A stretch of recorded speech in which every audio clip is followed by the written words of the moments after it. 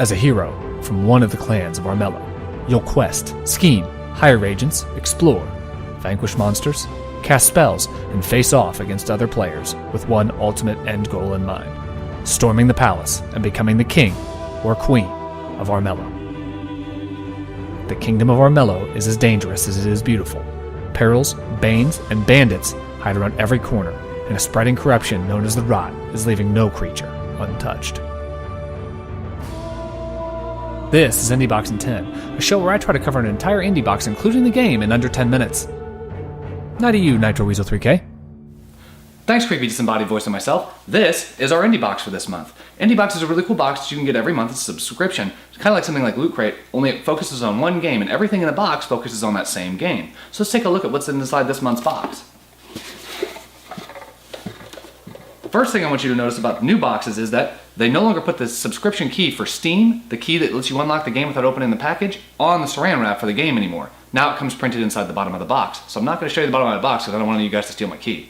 Fun fact, it's mine, you can't have it. Another new thing that Indiebox has started doing is the Indiebox Challenge. Basically, every month they're giving us a challenge inside the box where you can win extra prizes or other cool things from the developer who made the game. It's kind of a really neat idea. In this month's game, Armello. This is a really, really interesting box. I'm kind of super excited to play this game. I'd never heard of this game before. So other than a little bit of research I did before the video started, I know nothing about it. So let's move on. Let's see what's inside the box. Inside the box, we have some cards that they're kind of like those old cards where you have movement on the card when you move them. So that's kind of interesting. We've got a blacksmith. We've got something called Evil Eye. We've got the Vile Official. And these cards have something to do with the game, but you'll see when we do the review for the game here in a couple of seconds. Also inside the box, we have an instruction manual, a printed instruction manual. This is actually pretty cool, actually, because we don't get those anymore. And I come from an era where you used to get an instruction manual with everything you did. So, kind of neat. Cool, and the art style for this game is really cool. So, yeah, that's kind of neat. And this gives you basically the tutorial instructions, which is neat. So, instruction manual. Next, we have Indiebox newsletter. This will explain everything that's inside the box, and it'll tell you why it's connected to your game and why it's cool. So, kind of neat. Next up, we have the soundtrack for the game on CD, which is pretty awesome because every once in a while you'll find a really good, great indie game that has great music, mainly because these developers really take a lot of time and care when they select the people who do their music for them. So being able to get an album like this with your game is really cool, especially when it's related to the game that they've already sent you. So that's really neat. Here is our digital version of the game. This is a DRM-free version of the game. If you guys have never subscribed to Indiebox and you don't understand how this works, let me show you really quickly. So basically, if you open this little plastic container, you have a card. This little card here has a little section here that, I don't know if you guys can see it on the camera, but there's a little section here that's like a tab, and if you flip this out, it's a USB key that has a DRM-free version of whatever game that you got for this month. Again, that way you don't have to use your Steam key if you don't want to. So that's in there. That's really cool, and these are kind of neat. I collect a lot of these. When I get my Indiebox, I keep them aside just because they look so neat. So there's that. There's also a patch for one of the animal groups inside of the game. This one looks like a wolf, so I'm guessing it's the clan for the wolves, but we'll find out when I play the game in a couple of minutes here. So yeah, there's that. And something large. I'm guessing a map. Let's find out. Ah, it's like, looks like a wall scroll maybe?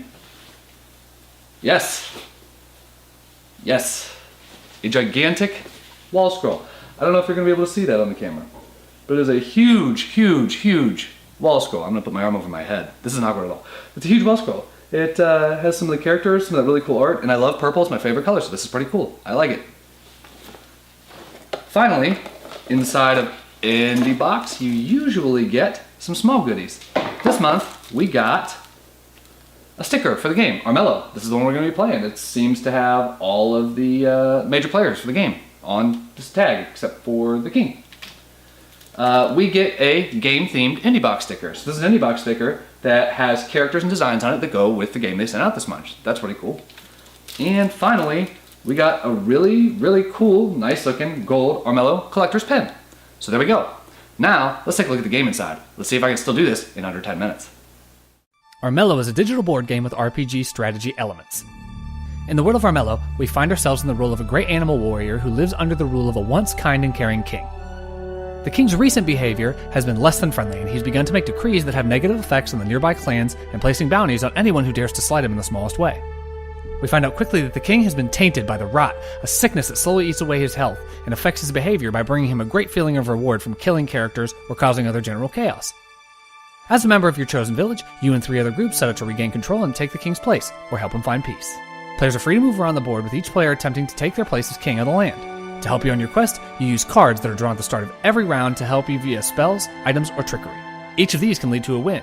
You can slay the king, collect 4 spirit stones to banish him, raise your rot level higher than him and then slay him, or simply maintain the highest prestige in the game before the rot takes his life. The game functions much like a typical board game. Players each have a turn and go one at a time. You can move 1 space on the board per AP, with mountains and swamps costing more AP or causing damage if you travel through them. Forested areas provide cover, so you don't have to be seen by other players. Players can trap or poison a certain square using trickery cards that will require any player who lands there to make a dice roll to avoid damage or negative effects.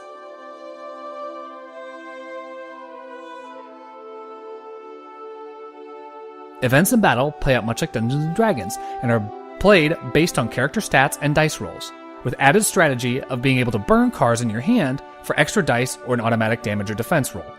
If you choose to adventure through the caves and ruins, you may gain a sidekick to help you along your way and add benefits like boosted combat stats or seeing other players on the maps or their agendas.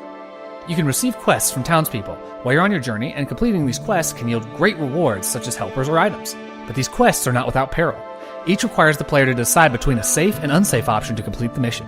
Taking the safe route may raise prestige, but it takes away your ability to gain a sidekick, while more dangerous options have higher rewards, but a loss could cost you dearly. This game is beautiful in every way. The visuals and audio are deep and rich, and they help to pull you into the world.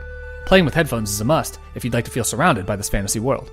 Controls are tight and function perfectly, although much of the control is just selections using single clicks, but it works as expected. I chose to play with the keyboard, but Steam lists the game as having full controller support.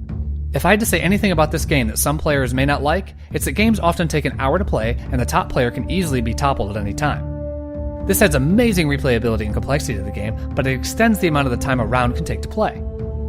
The only other thing that slows the game down is that you cannot skip other players' turns, just like in a real board game. You must watch them move and see the results of their actions before you can take your turn. Some people may see this as a detriment, but I see it as a vital part of the board game style experience. I love this game dearly, and even though I only played for a short time for this video, chances are I'll boot it up the second I'm finished editing. It brings back feelings of joining friends around the D&D table or yelling at the double crosser and betrayal at House on the Hill. Thanks for watching. Make sure you check out gamingwithscissors.com for more great content. If you want to see more of what I do or follow me, you can find me on social media. That's the best way to keep up with my upcoming projects.